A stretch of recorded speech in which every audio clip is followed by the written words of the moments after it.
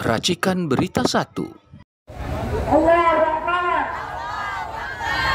mati.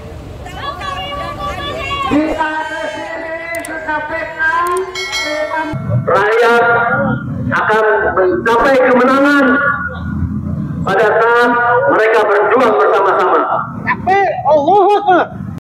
Dan menghadiri yang korupsi Indonesia, Joko Widodo. Assalamualaikum warahmatullahi wabarakatuh.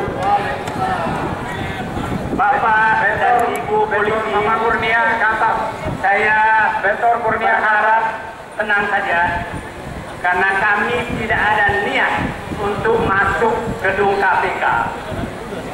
Karena saya menganggap pimpinan KPK sekarang lebih pantas berkantor di Solo. Kami datang ke sini menghormati gedung negara, bukan pimpinan KPK. Atau mungkin saja pimpinan KPK lagi ada di Solo sekarang.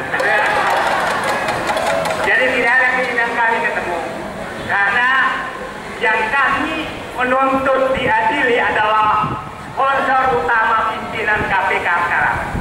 Itu yang kita minta adili. Jadi nggak mungkin lah kita minta tolong kepada yang ditugaskan kepada mengadili sponsor utamanya. Jadi ini hanya menghormati gedung negara, gedung rakyat. Ya. Pasti pertanyaannya, terutama termotor menyatakan apa sih salah Joko Widodo sehingga perlu diadili? Apa salah korupsi Joko Widodo? Katanya tidak terbukti. Tidak ada bukti. Saya akan ceritakan. Saya selalu mengemukakan contoh koordinator pencuri sapi di kampung saya waktu kecil. Dia tidak pernah mencuri, tapi semua hasil curian anak buahnya dia yang menikmati. Penada, ya? Penada, bukan penada, aktor. Dia pelindung. Dia kalau ada anak buahnya ketangkap, dia datang membebaskan anak buahnya. Tapi kerjanya hanya menyumbang ke masjid, menyumbang ke sekolah, menyumbang, dapat nama baik, tapi tidak pernah mencuri. Saya bukan menyatakan Joko Widodo seperti pencuri sapi, saya hanya menceritakan kelakuan pencuri sapi. Nah, sekarang kalau rakyat bertanya apa salah Joko Widodo sehingga perlu diadili, Pak Joko Widodo, kami hanya bertanya, kemana uang utang yang Anda naikkan 3 kali lipat selama Bapak menjabat di Solo? Jiwasraya dari sana, Taspen dari sana. Sekarang masuk wilayah-wilayah yang terungkap sekarang itu semua mengarah kepada kekuasaan Jokowi.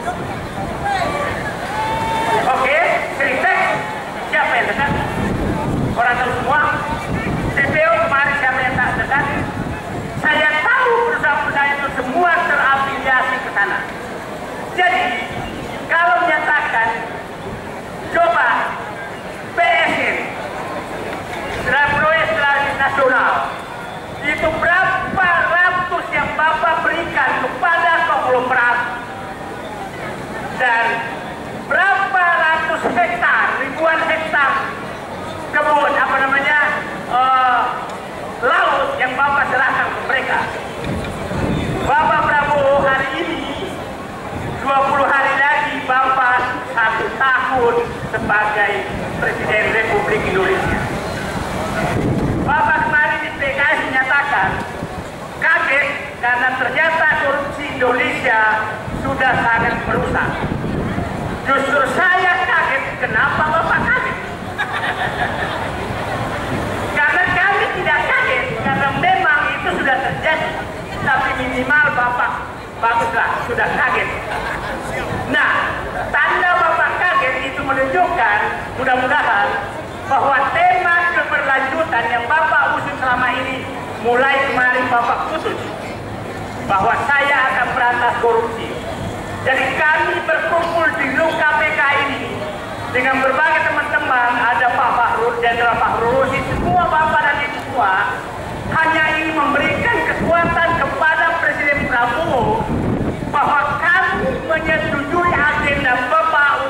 pemberantasan korupsi. Ya.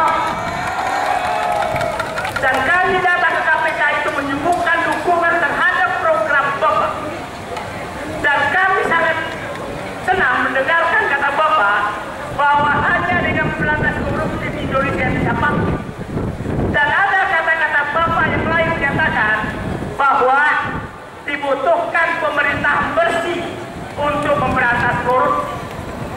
Itu kami tunggu. Mudah-mudahan sebelum 20 Oktober Bapak sudah menyingkirkan semua orang-orang kotor di rezim Bapak.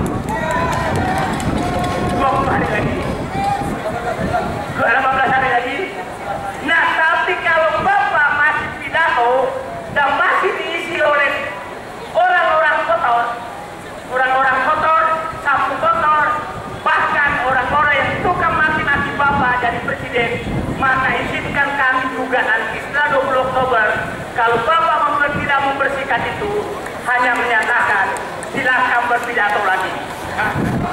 Karena kami awalnya menyatakan mengharap 100 hari.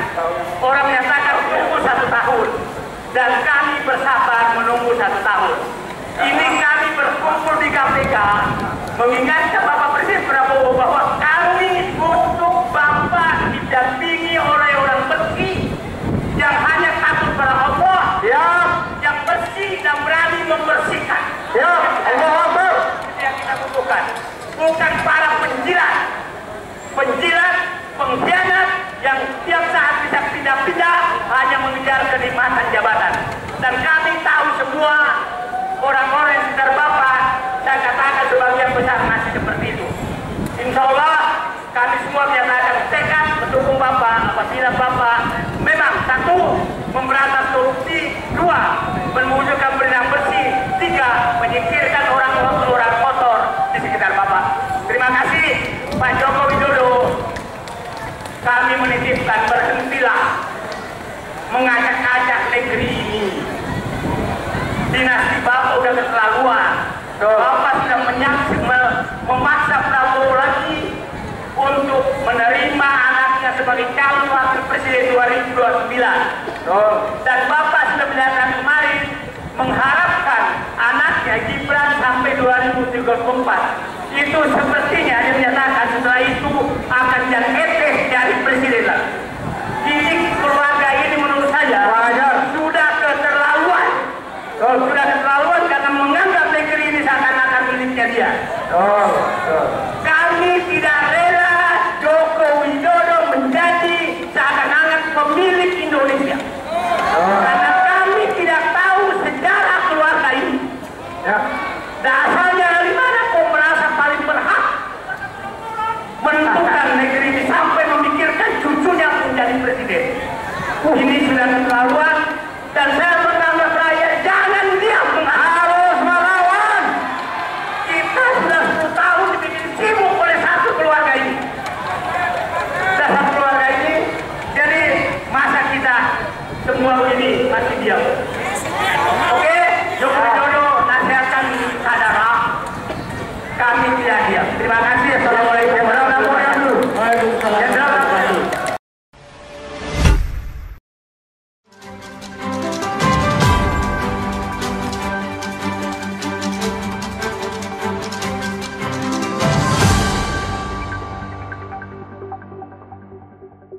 Racikan Berita 1.